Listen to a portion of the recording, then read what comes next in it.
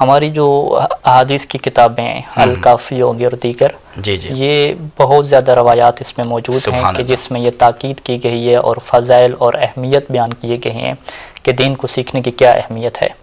اس وقت میرے سامنے الکافی ہے اور اس میں سے کچھ فرامین ناظرین کی خدمت میں پیش کرنا چاہوں گا۔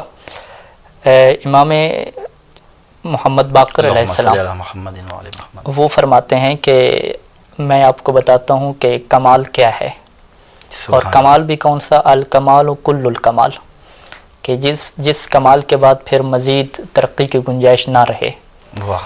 تو امام کی نگاہ میں دیکھیں کہ اگر انسان چاہتا ہے کہ اپنے آپ کو مکمل کرے اور کمال حاصل کر لے، ترقی حاصل کر لے، کیونکہ ہر انسان چاہتا ہے کہ وہ دنیا میں محنت کرے، ایفرٹ کرے اور آگے بڑھے اور اگلے کمال تک پہنچے۔ ہر چیز میں عقل انسانی کو اللہ نے بنائی ایسے ہے کہ وہ ہمیشہ کمال کو چاہتی ہے۔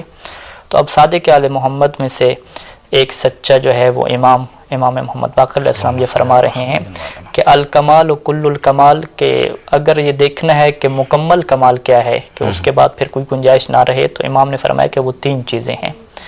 ان میں سے پہلی چیز کیا ہے، التفقہ فی الدین، کہ دین کو سیکھنا، دین کو سیکھنا۔ پھر ساتھ 2 چیزوں کا اور ایڈ کی اضافہ فرمایا امام نے کہ دین کو سیکھنا، والصبر علی النائبۃ، مشکلات پہ صبر کرنا، اور تیسری چیز کیا ہے کہ وہ تقدیر المعیشت، اپنی جو معیشت ہے، روزگار ہے، اس کو منظم کرنا۔ تو جو انسان اپنی زندگی میں یہ 3 کام کر لے، دین بھی سیکھے، مشکلات کے اوپر صبر بھی کرے، اور اپنا جو روزگار ہے، اپنی معیشت ہے، اسے بھی وہ منظم کر دے، تو سمجھو کہ وہ کمال کے اعلیٰ درجے پہ پہنچ چکا ہے کہ جو امام کی نگاہ میں کل الکمال ہے۔ سبحان اللہ۔ اور یہ کل الکمال کیوں حاصل ہوا؟ کیونکہ اس کے اندر دنیا کے ساتھ یعنی روزگار کمانے کے ساتھ ساتھ دین سیکھنا بھی رکھا ہے۔ اگر یہ دین سیکھنا نکال دیں تو پھر ہم اسے کل کمال نہیں کہیں گے۔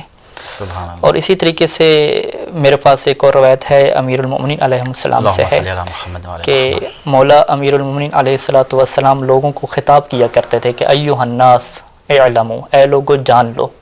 اور یہ مولا کا انداز بھی ہے، قرآن مجید کا انداز بھی ہے کہ جب بھی اعلموا کا لفظ آتا ہے کہ جان لو، تو اس سے لوگوں کو متوجہ کرنا ہوتا ہے کہ ابھی بات بہت اہم اور بہت وزنی ہونے والی ہے۔ تو امام نے فرمایا کہ اعلموا، کہ اے لوگو جان لو کہ ان کمال الدین طلب العلم، کہ اگر دین میں کمال چاہتے ہو تو وہ طلب العلم والعمل بہ، وہ دین کے علم بھی حاصل کرنا پڑے گا اور اس کے اوپر عمل بھی کرنا پڑے گا۔ سبحان اللہ۔ کہ اگر تم چاہتے ہو کہ دینی طور پہ کمال کو حاصل کر لو اور اپنے آپ کو بلند مرتبہ بنا لو، ایک ایسا انسان بنا لو کہ جو فرشتوں سے بھی افضل ہوتا ہے، تو پھر مولا یہ فرما رہے ہیں کہ وہ دین کا علم ہے اور اس کے اوپر عمل کرنا ہے۔ اور پھر مولا نے اس کی وجہ بھی بڑی خوبصورت بتائی، فرمایا کہ وَإِنَّ طَلَبَ الْعِلْمِ أَوْجَبُ عَلَيْكُمْ مِنْ طَلَبِ الْمَالِ، کہ دین کا علم حاصل کرنا تمہارے اوپر اوجب، زیادہ واجب ہے مال کے حاصل کرنے سے۔ ہم چاہتے ہیں کہ ہم جانتے ہیں یہ کہ دین اسلام میں مال کمانا، روزگار کمانا، تجارت کرنا اپنے لیے، اپنے اہل و عیال کے لیے واجب ہے، ضروری ہے، لیکن مولا فرما رہے ہیں کہ نہیں، اس سے جو بڑا واجب ہے وہ کیا ہے، دین کا علم حاصل کرنا، یہ بہت بڑا واجب ہے۔ سبحان اللہ۔ پھر مولا نے اس کی وجہ بھی بتائی کہ جانتے ہو اس کی وجہ کیا ہے؟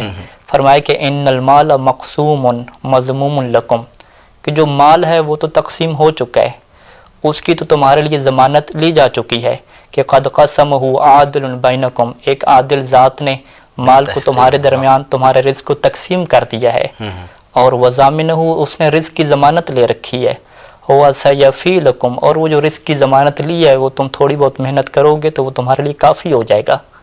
لیکن جہاں تک علم کا مسئلہ ہے تو والعلم مخزون عند اہلہ، علم اللہ نے تقسیم نہیں کیا بلکہ علم کو چھپا کے رکھا ہے، مخزون کیا ہے اہل علم کے پاس۔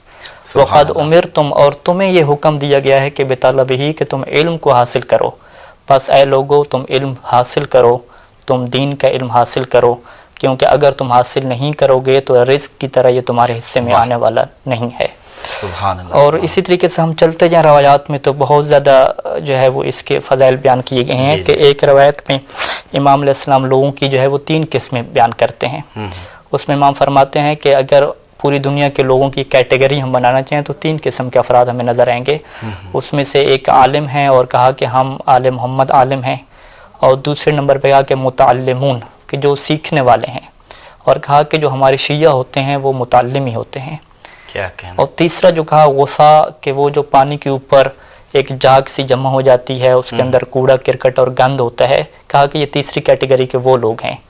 اور اس کا جو حدیث کا جو درمیانہ حصہ ہے کہ المتعلمون ہم الشیعہ، کہ المتعلم هو الشیعہ، کہ جو سیکھنے والا ہوتا ہے وہی شیعہ ہوتا ہے. یعنی امام کی نگاہ میں جو شیعہ ہے وہ ہوگا کہ جس کی زندگی میں یہ سیٹ اپ چلتا رہے کہ وہ دین سیکھتا رہے، تو وہ امام کی نگاہ میں شیعہ ہے. اسی وجہ سے امام فرماتے تھے کہ جو بندہ دین نہیں سیکھتا فَهُوَ عَرَابِيٌ، کہ وہ بدو ہے.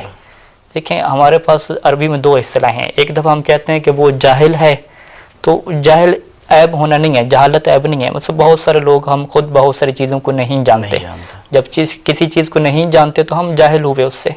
لیکن امام نے یہاں پہ جاہل نہیں کہا، بلکہ کہا کہ وہ بدو ہے، عرابی ہے. یعنی بدو کیا مطلب کہ اس کے اندر بہت بڑا نقص ہے یہ، اور اسے اس نقص کو دور کرنا ہے.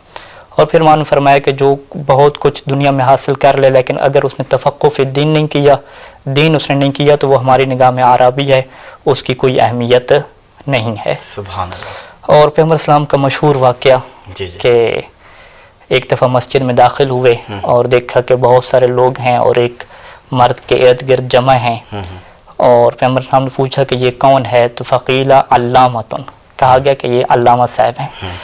تو علامہ جو ہے وہ عربی زبان کے اعتبار سے عالم ہوتا ہے، پھر عالم کے بعد علیم ہوتا ہے، علیم کے بعد پھر علام ہوتا ہے، علام کے بعد جو بہت ہی پڑھ لکھ جائے، آخری سٹیپ صیغہ مبالغہ، وہاں پہ گول تا لگا دی جاتی ہے اور وہ علامہ بن جاتا ہے. کیا کہنے والا. تو لوگ اس کو بڑی اہمیت دے رہے ہیں اور سارے جمع ہیں. تو پیغمبر نے پوچھا کہ یہ بندہ کون ہے، کون سا علم ہے اس کے پاس. تو لوگوں نے کہا کہ ایک تو جتنے بھی عرب کے شجرے ہیں اس کے پاس، سارے اس کو شجرہ نسب یاد ہیں. جس کے قبیلے کے پاس آپ چلے جائیں، فر جو ہے یہ شجرے پڑھتا ہے کہ یہ فلاں بن فلاں بن فلاں بن فلاں.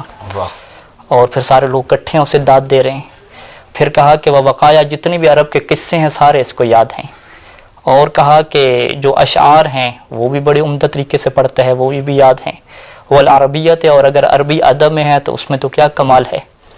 یعنی بعض کا اس روایت میں پڑھتا ہوں کہ جس طریقے سے بعض خطبہ ہیں، بالکل یہی کنڈیشن ہے کہ اس زمانے کا جو علامہ تھا جس کو لوگ علامہ کہتے تھے، اور آج کل کو جو یہ لفظ اتنا ناقدر ہو گیا، اس کی قدر کو نہیں لوگ پہچانتے، اور جس کو وہ علامہ کہتے ہیں وہ بھی اسی کو کہتے ہیں کہ جو شجرہ نسب سپیڈ سے پڑھتا ہو اور واقع اسے یاد ہوں، اور شعر اور عربی ادب یا اردو ادب پہ مہارت رکھتا ہو تو اسے وہ علامہ کہہ دیتے ہیں.